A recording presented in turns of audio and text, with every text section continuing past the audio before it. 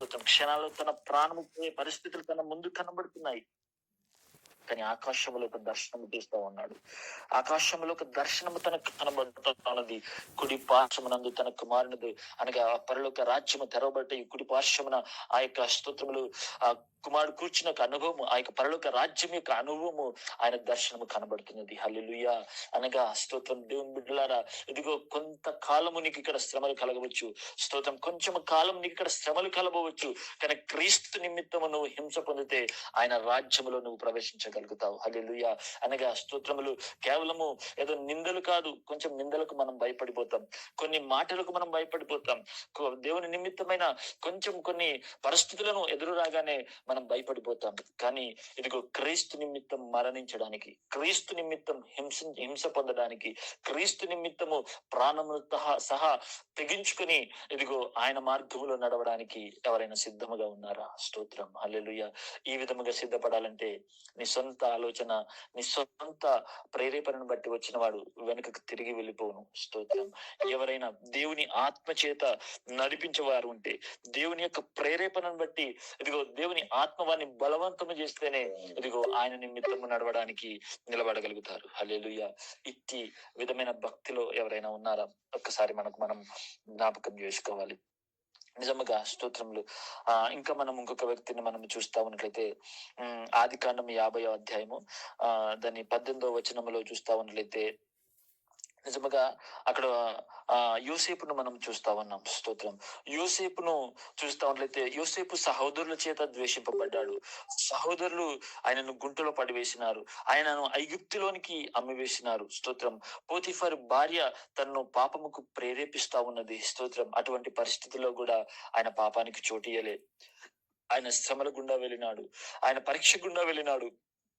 కానీ నిజముగా ఆయన హింస పొందినప్పటికీ, ఆ సహోదరులు బావిలో త్రోసివేసినప్పటికీ, ఐగుప్తుల చేత అమ్మివేయబడినప్పటికీ నిజానికి ఆయన అక్కడ వాటికి చోటు ఇవ్వలేదు. స్తోత్రం. దేవుని బిడ్డారా, ఇది మనం జ్ఞాపకం చేసుకోవాలి. మన విశ్వాస జీవితం ఎలా సాగుతున్నది?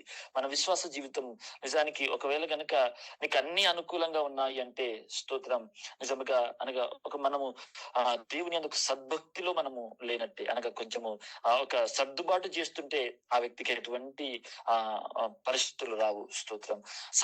అనగా ఒక సర్దుబాటు చేస్తూ పాపానికి, లోకానికి, నామకార్థానికి, అన్నిటికీ మనము బానిసలమై అన్నిటికీ ఒక సర్దుబాటు చేస్తే మనకి ఎటువంటి శ్రమ రాదు. ఎటువంటి రావు. అన్ని అనుకూల పరిస్థితులు ఉంటాయి. కానీ ఎక్కడైతే నువ్వు సద్భక్తితో, ఎక్కడైతే నువ్వు సత్యపక్షమున నిలబడతావో, ఎక్కడైతే నిజమైన వాక్యానికి చోటిచ్చి ఇదిగో నువ్వు నిలబడతావో, నీ కుటుంబం నీకు వ్యతిరేకంగా నిలబడుతుంది, నీ ఇంటి వారి నీకు వ్యతిరేకంగా నిలబడతారు, నీ భార్య నీకు వ్యతిరేకంగా నిలబడుతుంది, నీ భర్త నీకు వ్యతిరేకంగా నిలబడుతుంది, నీ సంఘమేను వ్యతిరేకిస్తుంది. హల్లెలూయా. స్తోత్రం. నిలబడడానికి మనసుంటే దేవుని ఆత్మ చేత ఎంతమంది అయితే ప్రేరేపించబడుతున్నారో అట్టి వారికి ఇది సాధ్యం. హల్లెలూయా. స్తోత్రం. కేవలం భక్తి చేయడానికి నీ జ్ఞానము చాలు, కానీ భక్తి చేయాలంటే దేవుని ఆత్మ నేను ప్రేరేపించాలి. స్తోత్రం. హల్లెలూయా. ఆయన ఆకర్షించబడితేనే ఆయన వైపు నీవు రాగలుగుతావు. స్తోత్రం. అనగా శ్రమలకు తట్టుకునే మనసు, నిందలు కట్టుకునే మనసు, మరణమైన ఎదురించడానికి నిలబడే మనసు రావాలంటే ఇదిగో ప్రభువు నిన్ను ఆకర్షించును గాక. హల్లెలూయా. ఇది అందరికీ సాధ్యము కాదు, శిష్యులకు మాత్రమే సాధ్యము. ఇదిగో పిలువబడిన వారు అనేకులు, ఏర్పరచబడిన వారు కొందరే, ఆ ఏర్పరచబడిన వారే శిష్యులు. స్తోత్రం. అనగా అనేకులు ఇదిగో స్తోత్రములు సంఘాలకు వచ్చిన వారు ఉన్నారు, వాక్యము చేత అనేకులు వచ్చిన వారు ఉన్నారు. కానీ దేవుని చేత ఏర్పరచబడినావా? దేవుని చేత పిలువబడినావా? దేవుని చిత్తములో నువ్వు ఉన్నావా? ఆ జగత్తు పునాది వేయబడే వరకు ప్రభువును నేను ఏర్పరచుకున్నానైతే తప్పకుండా ఇదిగో స్తోత్రములు శ్రమలకు అప్పగించుకున్న మనసు నీకు కలిగి ఉంటుంది. స్తోత్రం. హల్లెలూయా. ఇదిగో నిజముగా ఎఫెసీయులకు రాసిన పత్రిక 3వ అధ్యాయంలో అక్కడ మనం 13వ వచనంలో చూస్తా ఉన్నట్లయితే అక్కడ అంటాడు, ఇదిగో స్తోత్రములు నా నిమిత్తమైన స్తోత్రములు వచ్చిన శ్రమలను అధైర్యపడకము అని చెప్పేసి అంటారు. అనగా ప్రభు నిమిత్తం వస్తున్న ఆ యొక్క స్తోత్రములు శ్రమలకు నువ్వు అధైర్యపడకు అని చెప్పేసి అంటారు. ఇవి మీకు కారకములై ఉన్నాయి అంటాడు అక్కడ. ఎందుకంటే ఇవి నిన్ను మహిమపరిచేవి. స్తోత్రం. నువ్వు శ్రమల గుండా వెళ్తున్నప్పుడు, నిందల గుండా, అవమానాల గుండా వెళ్తున్నప్పుడు అది ప్రభు యొక్క మహిమను కనపరిచేవి అని చెప్పేసి అక్కడ మనం చూస్తా ఉన్నాం. స్తోత్రం. ఇంకా మనం చూస్తా ఉన్నట్లయితే నిజంగా ఆ యోబు జీవితాన్ని చూస్తున్నట్లయితే యోబు జీవితంలో కూడా అనేక శ్రమలు వచ్చినాయి, కానీ ఆయన ఎక్కడ కూడా పడిపోలేదు. స్నేహితులు నిందించారు, భార్యనే ఇదిగో నీ దేవుని దూషించి ఇదిగో నువ్వు ఇంకా మరణం కమ్ము, ఎందుకు నువ్వు ఈ భూమి మీద బ్రతుకుతున్నావు అని చెప్పేసి అంటున్నప్పుడు కూడా ఇదిగో దేవుడే ఇచ్చాడు, సమస్తము దేవుడే తీసుకున్నాడు, దేవునికి మహిమ కలుగును గాక అని ప్రభువును మాత్రమే స్తుతించాడు, గాని ఎక్కడ కూడా దేవుని దూషించిన ఆ విషయం అక్కడ మనకి ఎక్కడ ఉండదు. స్తోత్రం. దేవుని బిడ్డారా, ఇంకా మనం చూస్తున్నట్లయితే నిజంగా నశించిపోవు సువర్ణము అగ్ని పరీక్ష వలన ఏ విధంగా శుద్ధీకరించబడుతున్నదో అటువంటి మన విశ్వాసము కూడా ఎలా ఉండాలి అంటే ఆ యొక్క అగ్నిలో వేయబడినదిగా. అగ్ని అనగా నశించిపోవు సువర్ణం అనగా ఒక బంగారము, అది పాత బంగారం అయిందనుకోండి, మన దగ్గర ఉన్న కేవలం ఏదైనా పాత బంగారం అంటే ఆ అవసల వానికి ఇచ్చినప్పుడు ఆయన ఏం చేస్తాడు, అది అగ్నిలో వేస్తారు. మొదట అది దాన్ని నీళ్లతో కడగడు, అది తీసుకెళ్లి అగ్నిలో వేస్తాడు. అది అగ్నిలో వేస్తే అది నిజమైన బంగారం అయితే అది ఏమవుతుంది, అది కొత్తగా అవుతుంది. అది మరలా దాని మనగా పాత ఏ విధంగా కొత్తగా చేసినప్పుడు ఎంత దగదగ మెరిచే అనుభవం తనలో ఉందో అదే విధంగా ఆ బంగారం అవుతా ఉన్నది. స్తోత్రం. హల్లెలూయా. అనగా ఇప్పుడు మన విశ్వాసము కూడా నిజంగా మనము ఎలా ఉండాలంటే ఆ అగ్ని వంటి శ్రమలు మన జీవితంలో వస్తున్నప్పుడు, కష్టములు వస్తున్నప్పుడు, బాధలు వస్తున్నప్పుడు, క్రీస్తు కొరకైన నిందలు, అవమానములు వస్తున్నప్పుడు, నీ వ్యక్తిగత సాక్ష్యము పాడైనప్పుడు వస్తున్న నిందలు కాదు, నీ సాక్ష్యము బాగలేకపోతే లోకము నిన్ను నిందిస్తారు. అది ఆ నిందలు ప్రభు నిమిత్తం వచ్చిన నిందలు కాదు. స్తోత్రం.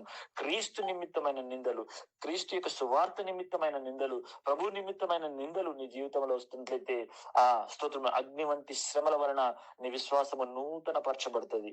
అనగా స్తోత్రములు నువ్వు హింస పొందినప్పుడు దేవుని మహిమ నీలో నుంచి బయలుదేరుతుంది. స్తోత్రం. అనగా నీ వలన దేవునికి అక్కడ మహిమపరచబడతాడు దేవుడు. స్తోత్రం. హల్లెలూయా. అనగా స్తోత్రం అక్కడ స్టెఫెను వల్ల దేవునికి మహిమ కలిగినది. స్తోత్రం. ఈ విధముగా యోబు ద్వారా సాతాను ఓడిపోయినాడు. సాతాను యోబు దగ్గరికి వచ్చి ఇదిగో ఈ భూమి మీద యోబును నువ్వు చూసినావా అని దేవుడు సాతానుతో అన్నప్పుడు, నిజంగా అవును, నువ్వు అన్ని ఆయనకు అనుకూలంగా ఇచ్చావు కదా, సమస్తాన్ని ఆయనకు అనుకూలంగా పెట్టావు కాబట్టి ఆయన భూమి మీద నేను స్తుతిస్తున్నాడు, కాబట్టి నువ్వు ఒకసారి అన్ని తీసేసి చూపి, అన్ని తీసేసిన తర్వాత నేను స్తుతిస్తాడేమో చూద్దామని సాతాను దేవునితో ప్రశ్నిస్తున్నప్పుడు, ఇదిగో తన ప్రాణమును మాత్రం ముట్టదు, నీకు సమస్తాన్ని నీకు అధికారం ఇస్తున్నాను అన్నప్పుడు ఆయనలో ఉన్న సమస్తము పూర్తిగా తొలగిపోయింది. తనకున్న ఆస్తి, తనకున్న దాసిదాసులు లేదంటే సమస్తము ఏదైతే తను కలిగి ఉన్నాడో అవన్నీ పూర్తిగా తొలగిపోయినాయి. ఆ తొలగిపోయి తన శరీరంలో కుష్టి కలిగినప్పటికీ ప్రభువుని ఒక మాట కూడా దూషించలేదు. నిజంగా అటువంటి ఒక హింస పుడుతున్నప్పుడు, అటువంటి ఒక నిందల గుండా నువ్వు వెళ్తున్నప్పుడు, అటువంటి ఒక ఇబ్బందికరమైన స్థితిలో వెళ్తున్నప్పుడు నీ జీవితం ఏంటి? స్తోత్రం. హల్లెలూయా. వెళ్తున్నావా, పడిపోతున్నావా, దేవుని దూషిస్తున్నావా అంటే ప్రభు నిమిత్తం నిలబడుతున్నావా? ఒకసారి నిన్ను పరీక్షించుకుని నిజంగా రండి నేను ప్రార్థన చేస్తున్నాను. ఈ వాక్యాన్ని అప్పగించుకుని ప్రార్థన చేస్తున్నాను. నిజంగా అవును, లేఖనాలు తెలియజేస్తున్నాయి, శోధన సహించేవాడు ధన్యుడు అని చెప్పేసి లేఖనాలు తెలియజేస్తున్నాయి. అటువంటి శోధన నువ్వు సహించే అనుభవం నీ జీవితంలో ఉందా? ఆ శ్రమలను సహించే అనుభవం నీ జీవితంలో ఉందా? శ్రమలకు నిలబడే అనుభవం నీ జీవితంలో ఉందా? లేఖనాలు మనం చూస్తున్నట్లయితే క్రీస్తు యేసునందు సద్భక్తితో బ్రతకను ఉద్దేశించి వారు హింస పొందుదురు. హల్లెలూయా. ఆ హింస నీ జీవితంలో అనుభవిస్తున్నప్పుడు నువ్వు దేవుణ్ణి మహిమపరిచే విధంగా ఉన్నావా? నిన్ను బట్టి దేవునికి మహిమ కలుగుతున్నదా? లేదంటే శ్రమల గుండా వెళ్ళినప్పుడు ప్రభుని అయ్యో ఏం దేవుడు అండి, నాకు ఏం కష్టాలు ఇవి, నాకేం రోగాలు, అయ్యో లోకంలో ఉన్నవారు మంచిగా ఉంది, నా జీవితం ఏంటి ఇట్లా ఉన్నదని దేవుణ్ణి నువ్వు దూషిస్తూ, దేవుని నామాన్ని నువ్వు ధిక్కరిస్తూ, ఈ విధంగా నువ్వు ప్రభుని ధిక్కరించి వారిగా ఉన్నామా? లేదంటే ఎదుగో ప్రభు అది శ్రమ అయినను, నింద అయినను, మరణమైనను, ఏదైనను దేవుని అనగా క్రీస్తు ప్రేమ నుండి మమ్మల్ని ఎవరు వెడబాపునని అపోస్తలుడైన పౌలు చెబుతున్నట్టుగా ఆ సాక్ష్యం నువ్వు చెప్పగలుగుతావా? ఒక్కసారి మనం ప్రార్థన చేసుకుందాం. వాక్యానికి అప్పగించుకొని ప్రార్థన చేసుకుందాం. హల్లెలూయా, హల్లెలూయా. స్తోత్రములు, స్తోత్రములు, స్తోత్రములు ప్రభు. అందరం ప్రార్థన చేద్దాం. దయచేసి నిజముగా ఇట్టి హింస గుండా మనం వెళ్తున్నప్పుడు మన జీవితం ఏంటి, ఇట్టి అనుభవం గుండా వెళ్తున్నప్పుడు మన సాక్ష్యం ఏంటి ఒకసారి జ్ఞాపకం చేసుకుందాం. హల్లెలూయా. స్టెఫెను వలె ఇదిగో రాళ్ళు నీ మీద పడుతున్నా గానీ, ఇదిగో రక్తం ఏరులై పారుతున్నప్పటికీ, ఇదిగో స్తోత్రంలో నిందలు నీ మీద వేస్తున్నప్పటికీ, ఇదిగో చుట్టూ శత్రువులు నిలబడినప్పటికీ, ప్రభువా ఇవన్నీ నాకు ఏది కాదు, కొంతకాలమే హింస, కొంతకాలమే నేను ఈ భూమి మీద శ్రమ పొందుతానేమో, ఇదిగో ప్రభువా నా కోసం ఇదిగో ఆకాశము తెరవబడుటయు, ఆ పరలోక రాజ్యములో ఇదిగో స్తోత్రములు దేవుని కుడి పార్శ్వమున కూర్చున్నటువంటి ఆ పరలోక రాజ్యములను సింహాసనాన్ని నేను చూస్తున్నాను ప్రభువా. ఇదిగో ఈ కాలంలో, ఈ జీవితంలో కొంచెం శ్రమ నేను పొందవచ్చు గాని నీ నిత్య మహిమలో నేను నిలబడతాను, నీ నిత్య మహిమలో నేను నేను ఉంటాను ప్రభు, ఆ స్తోత్రములు నీ కుడి పార్శ్వమున నేను ఉంటాను దేవా. అట్టి యొక్క దర్శనం నీకున్నదా?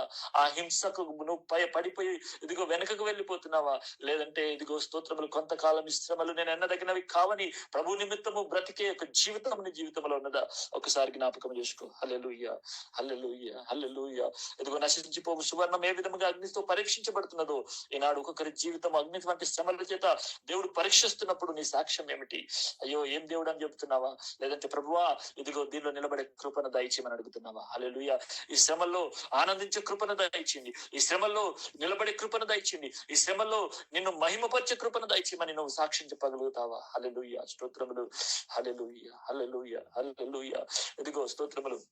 నిజముగా దేవునితో పౌలు అడుగుతున్నాడు, దేవా నాలో ఉన్న ముళ్ళును తొలగించి ప్రభా, నాకు ఒక ముళ్ళున్నది, ఆ ముళ్ళును తీసివేయి దేవా. స్తోత్రములు. అయ్యా నాకు ఇబ్బందిగా ఉంది, ఇది తీసివేయు అని ప్రభుతో అడుగుతున్నప్పుడు ప్రభు ఇదిగో ఆ ముళ్ళును కాదు, నీకు నా కృప చాలు. హల్లెలూయా. ఆ ముళ్ళు నేను తీసివేయను, కానీ దాన్ని జయించడానికి నీకు నా కృప చాలు. హల్లెలూయా. ఇదిగో నా కృప మీద ఆధారపడు. హల్లెలూయా. ఇదిగో స్తోత్రములు. నిజముగా దేవుడు ఆయనకు ఒక ముళ్ళును పెట్టినాడు. స్తోత్రం. దాన్ని జయించడానికి దేవుని కృపనిచ్చినాడు. అవును దేవుని బిడ్డలారా, ఈనాడు శ్రమల్లో దేవుని కృపను పొందుకున్నావా? శ్రమల్లో స్తోత్రం నిలబడడానికి, శ్రమల్లో కృపను బట్టి ప్రభువులో ఆనందించడానికి, ప్రభువును మహిమపరచడానికి ఆయన కృపను పొందుకున్నావా? లేదంటే స్తోత్రములు ఇదిగో సాతాను స్తోత్రములు సంతోషము కలిగే విధంగా దేవుని ధిక్కరిస్తున్నావా? దేవుని అవమానపరుస్తున్నావా? దేవుని నామాన్ని ధిక్కరిస్తున్నావా? స్తోత్రములు. హల్లెలూయా. ప్రభువా శ్రమల్లో ఆనందించే నాకు కృపను దయచే ప్రభువా. శ్రమల్లో నిలబడే కృపను దయచే ప్రభువా. ఇదిగో రోగములు నన్ను చుట్టినప్పటికీ, ఇబ్బందులు నాలో ఉన్నప్పటికీ, అయ్యా మరణము సంభవించినప్పటికీ ప్రభువా నీ కృప నాకు చాలును. స్తోత్రం. హల్లెలూయా. ఇదిగో నీ నిమిత్తమైన ఇబ్బందులు పోరాటములు వస్తున్నప్పటికీ దేవా స్తోత్రములు, నీ కృప నాకు చాలును దేవా. హల్లెలూయా. నాకు నిలబడే ఒక శక్తి ఆయనకు దయచేయమని ప్రార్థన చేద్దాం. హల్లెలూయా, హల్లెలూయా. ప్రార్థన చేసుకుందాం. మహాపరిశుద్ధ గొప్ప దేవుడా మీకు వందనాలు దేవా. రాత్రికాల వేళలో అంతవరకు ఈ వాక్యం ప్రభు ప్రతి బిడ్డను మీరు దర్శించము దేవానికి వందనాలు ప్రభు. అగ్ని వంటి శ్రమలు ఎనదగినవి కావని దేవ స్తోత్రములు. ఆయన ప్రతి బిడ్డలు దేవా ఇదిగో నశించిపోవు సువర్ణం ఏ విధంగా దేవ స్తోత్రం అగ్ని చేత అది అయ్యా శుద్ధీకరించబడుతుందో ఆ విధంగా ఒక్కొక్కరి ప్రభు ఇది ఎంత దినములలో ప్రభు శ్రమలు నిందలో మనం పోరాటాలు కూడా వెళ్తున్నప్పుడు వారి విశ్వాసం బలపరచబడడానికి సహాయం దయచేయండి. శోధన సహించి వాడు ధన్యుడు అని ప్రభు మీ లెక్కనాలు తెలియజేస్తున్నాయి. అటువంటి శోధన